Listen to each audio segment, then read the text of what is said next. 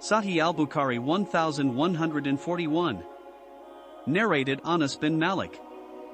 Sometimes Allah's Messenger would not fast for so many days that we thought that he would not fast that month, and he sometimes used to fast for so many days that we thought he would not leave fasting throughout that month. And as regards his prayer and sleep at night, if you wanted to see him praying at night, you could see him praying, and if you wanted to see him sleeping, you could see him sleeping. Sahih al-Bukhari 1142. Narrated Abu Hurairah. Allah's Messenger said, Satan puts 3 knots at the back of the head of any of you if he is asleep. On every knot he reads and exhales the following words: the night is long, so stay asleep. When one wakes up and remembers Allah, 1 knot is undone, and when one performs ablution, the 2nd knot is undone, and when one prays, the 3rd knot is undone, and one gets up energetic with a good heart in the morning, otherwise one gets up lazy and with a mischievous heart. Sahih al-Bukhari 1143. Narrated Samura bin Jundab. The Prophet said in his narration of a dream that he saw, he whose head was being crushed with a stone was one who learnt the Quran but never acted on it, and slept ignoring the compulsory prayers. Sahih al-Bukhari 1144. Narrated Abdullah. A person was mentioned before the Prophet, and he was told that he had kept on sleeping till morning and had not got up for the prayer. The Prophet said, Satan urinated in his ears. Sahih al-Bukhari 1145. Narrated Abu Hurairah.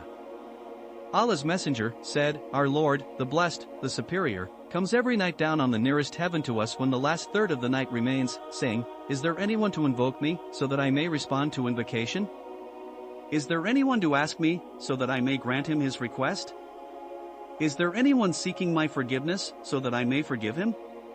Sahih al-Bukhari 1146. Narrated al-Aswad. I asked Aisha how is the night prayer of the Prophet. She replied, he used to sleep early at night, and get up in its last part to pray, and then return to his bed. When the muaddin pronounced the adhan, he would get up. If he was in need of a bath he would take it, otherwise he would perform ablution and then go out for the prayer.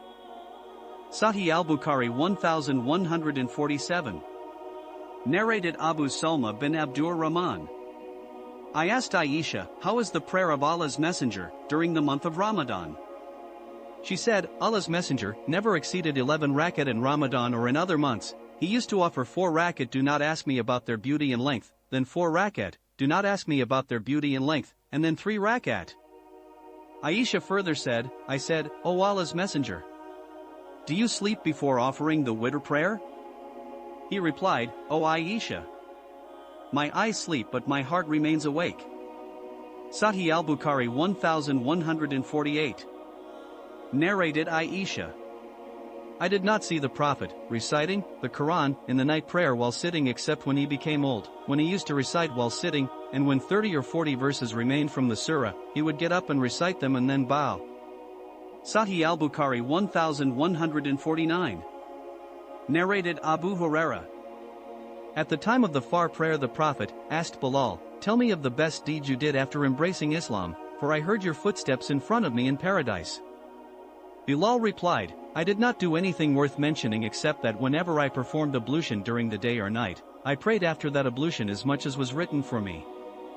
Sahih al-Bukhari 1150. Narrated Anas bin Malik. Once the Prophet entered the mosque and saw a rope hanging in between its 2 pillars. He said, what is this rope? The people said, this rope is for Zainab who, when she feels tired, holds it to keep standing for the prayer. The Prophet said, don't use it. Remove the rope. You should pray as long as you feel active, and when you get tired, sit down.